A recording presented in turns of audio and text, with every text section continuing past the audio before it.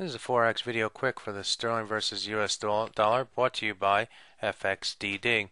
What do you do with a problem like the sterling versus the US dollar? We've seen the market over the last few days come down very sharply, move up very sharply during the New York session. In the London, Far East and Tokyo session, the market moved sideways, then came down very sharply during the London session and back up very sharply in the New York session.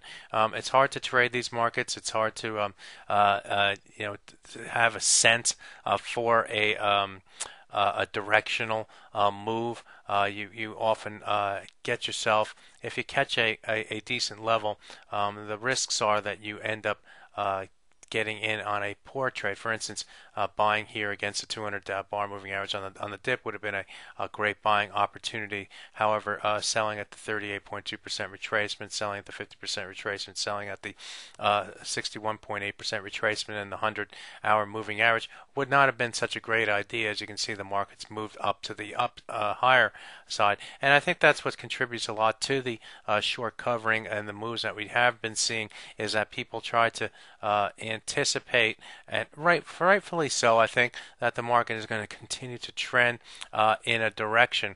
So you get the move to the downside, a correction up, look for the move to the downside, and you have to cover when the market moves back above the 38.2% retracement. When you come up to 50% retracement, you look for the move to the downside, and you have to cover it when it goes above the 50% retracement. You come up to this key resistance level that has not only the 100-hour moving average but the 61.8% retracement.